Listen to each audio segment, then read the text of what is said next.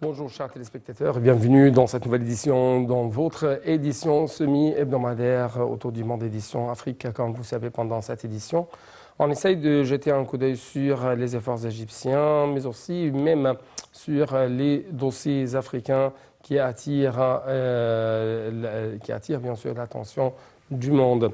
Et justement, nous devons commencer cette nouvelle tournée dans le monde africain par le ministre du Pétrole et des Ressources minérales, Tariq Al-Molla, qui a examiné avec le ministre d'État nigérian chargé du développement des mines et de l'acier les moyens de renforcer la coopération dans le domaine de la métallurgie et les importants domaines et projets proposés afin d'en tirer le meilleur parti possible à la lumière des opportunités d'investissement prometteuses dont les deux pays jouissent en ce sens. Donc, pour avoir plus d'informations, vous devez être très fidèle à Marwa Arafa et Chérif Boursela.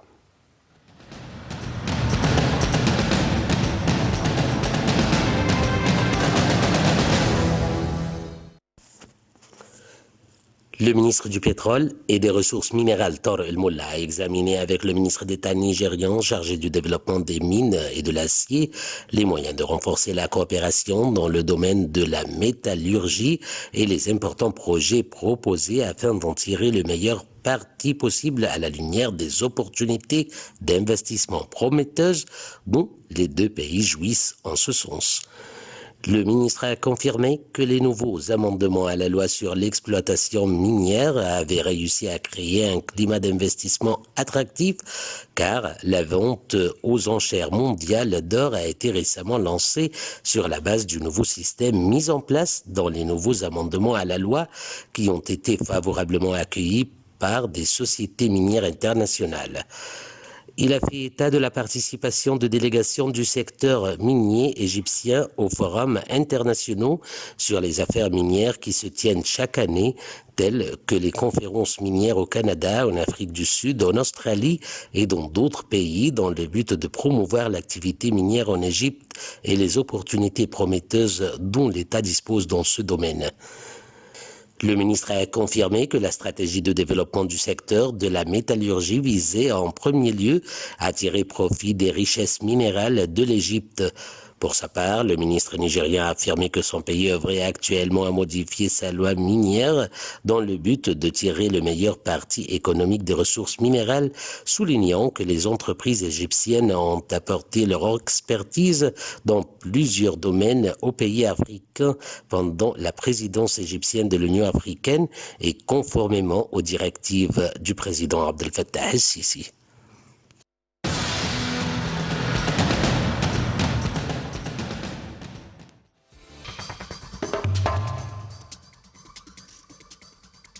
C'était donc l'appel à la prière du midi selon l'heure locale du Caire à partir de la mosquée Al-Fattah Al-Alim qui se trouve dans la nouvelle capitale administrative de l'Égypte.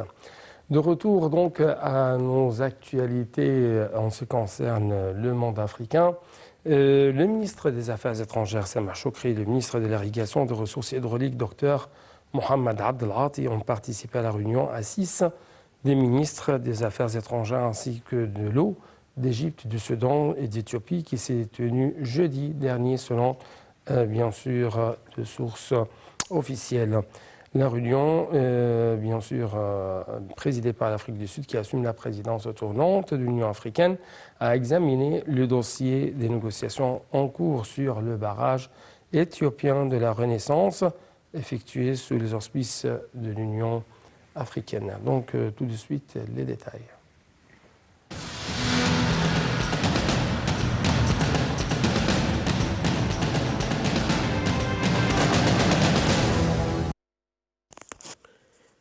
Le ministre des Affaires étrangères Sameh Choukri et le ministre de l'Irrigation et des Ressources hydrauliques Dr Mohamed Abdel Ati ont participé à la réunion à 6 des ministres des Affaires étrangères ainsi que de l'eau d'Égypte, du Soudan et d'Éthiopie qui s'est tenue jeudi selon la presse locale.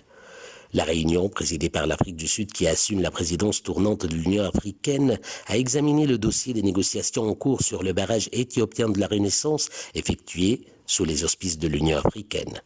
Lors de la réunion, l'Égypte a mis l'accent sur l'importance de la reprise de ces négociations afin de parvenir, dans les délais les plus brefs, à un accord juridique contraignants sur le remplissage et le fonctionnement du barrage. L'Égypte a fait part de son souhait de participer au prochain round de négociations entre les trois pays prévu dans le tout prochain jour.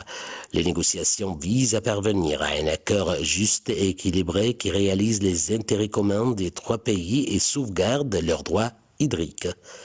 À noter par ailleurs que le ministre de l'Irrigation et des Ressources hydrauliques, Dr Mohamed Abdelati, a discuté avec Claude Niagambo Basiblu, ministre de l'Environnement et du Développement durable de la République démocratique du Congo, et la délégation qui l'accompagne en visite au Caire, des moyens de renforcer la coopération bilatérale dans le domaine de ressources en eau. Dr Abdelati a souligné avoir passé en revue avec le ministre congolais la situation actuelle concernant les négociations sur le barrage éthiopien de la Renaissance et la volonté claire du Caire d'achever les négociations, mettant l'accent sur les constantes égyptiennes en ce qui concerne les droits dans les eaux et la réalisation des intérêts de tout dans le futur accord sur ce dossier.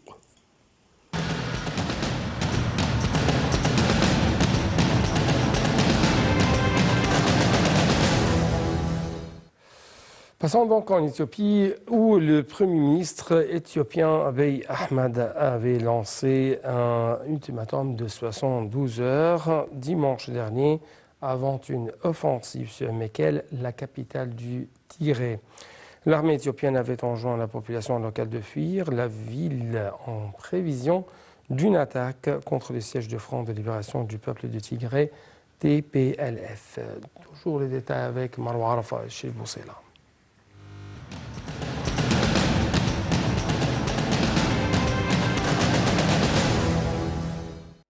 Le Tigré a moins de 3 jours pour déposer les armes. Le Premier ministre éthiopien Abiy Ahmed a lancé un ultimatum de 72 heures dimanche dernier avant une offensive sur Mekelle, la capitale du Tigré. L'armée éthiopienne avait enjoint la population locale de fuir la ville en prévision d'une attaque contre le siège du Front de libération du peuple du Tigré. Le conflit entre dans sa 3e semaine après le déclenchement d'une opération le 4 novembre dernier, Abiy Ahmed accusant le TPLF d'avoir attaqué 2 bases militaires dans la région et de chercher à déstabiliser le gouvernement fédéral. Aucun bilan précis n'est disponible alors que plus de 36 000 Éthiopiens ont rejoint le Soudan pour fuir les combats. Le chef du TPLF, Debretsion Gebremichael, avait répondu dimanche en promettant de livrer des combats acharnés pour freiner l'avance de l'arrivée éthiopienne. Il a aussi prévenu qu'une attaque sur Mekelle ne marquerait pas la fin du conflit. Les deux camps sont toujours sourds aux appels au dialogue de la communauté internationale. L'ONU a pour sa part demandé l'ouverture de corridors humanitaires pour aider les populations prises en piège. L'opération militaire a dépassé les frontières du pays avec au nord des tirs de roquettes du TPLF qui ont visé la capitale de l'Érythrée. Le TPLF accuse les autorités érythréennes de laisser les forces d'Addis Abeba utiliser son territoire et l'armée érythréenne et leur prêter main forte dans des combats au Tigré. Le TPLF a contrôlé d'une main de fer durant près de 3 décennies l'appareil politique et sécuritaire du pays avant d'être progressivement écarté par Abiy Ahmed depuis qu'il est devenu Premier ministre en 2018.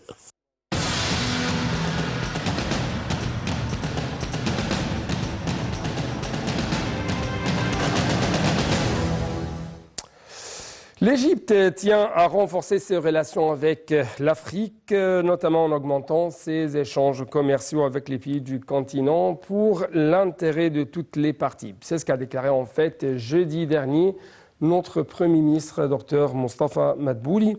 Et bien sûr, de telles déclarations ont été faites lors d'une réunion sur les moyens de faciliter la circulation des marchandises entre l'Égypte et l'Afrique avec les ministres concernés.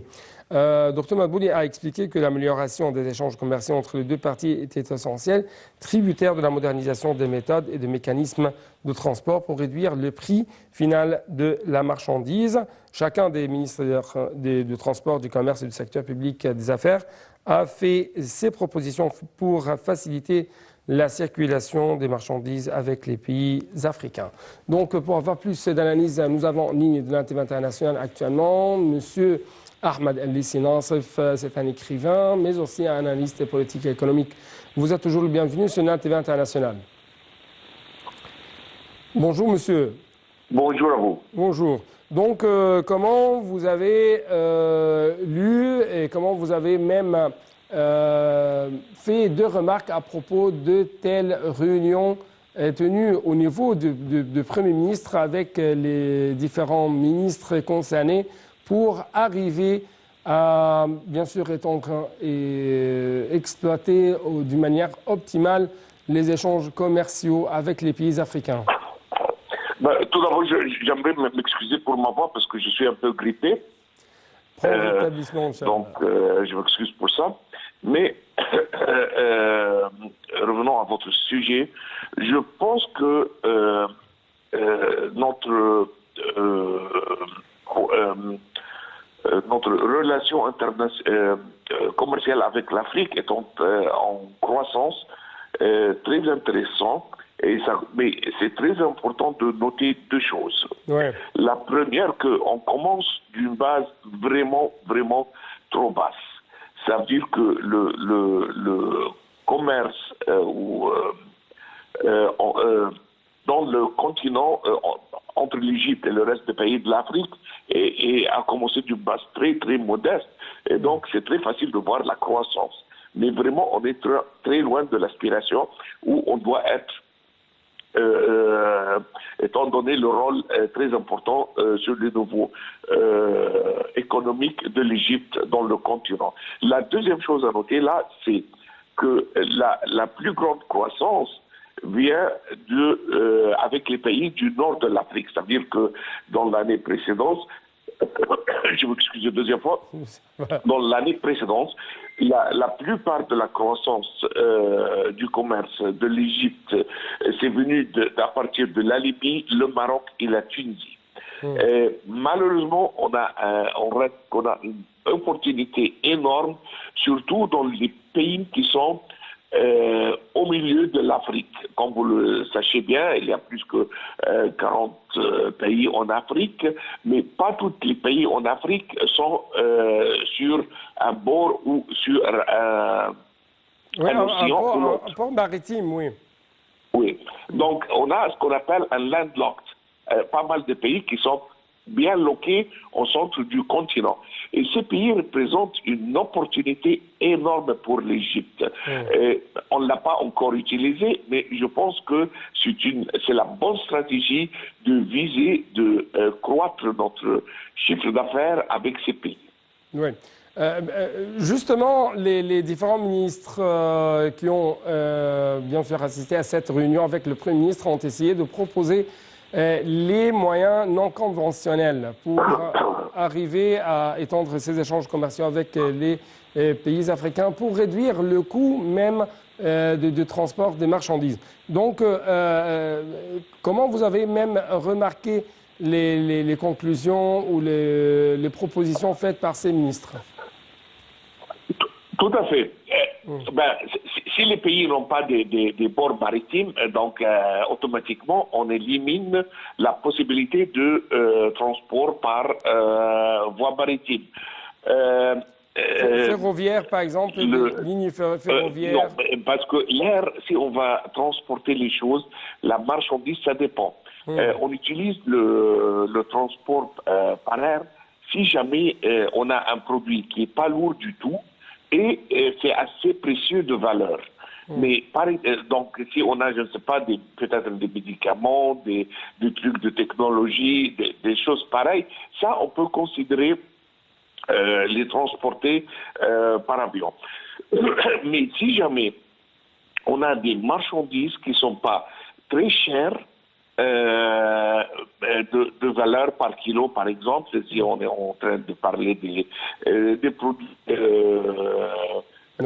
légumes, des fruits, des choses pareilles, ou de produits, un peu des machines ou quelque chose comme ça, ça devient énormément cher. Et on devient vraiment pas très compétitif si on va utiliser le transport par air. Donc, il nous reste vraiment deux voies de transport qu'on peut utiliser.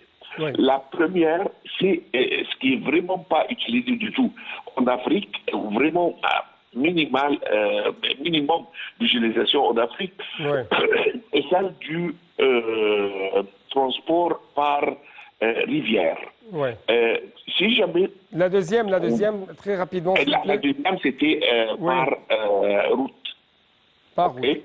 Ouais. Route. Oui, Mais la deuxième a besoin de plusieurs investissements, si vous voulez. Oui. La première, on doit avoir les routes. Oui. C'est pas évident. Ça va. Parce que ces pays Ça va. ne sont pas bien connectés Ça sur va. la frontière ensemble. Monsieur, Et de l'autre Monsieur Ahmed côté, on a... Monsieur Ahmed Lessi, malheureusement, on n'a plus de temps pour continuer de telles discussions avec vous. Donc, merci beaucoup. Et c'est la même chose à vous, chers téléspectateurs. Merci beaucoup pour votre attention dans celui de nos programmes sur NRTV International.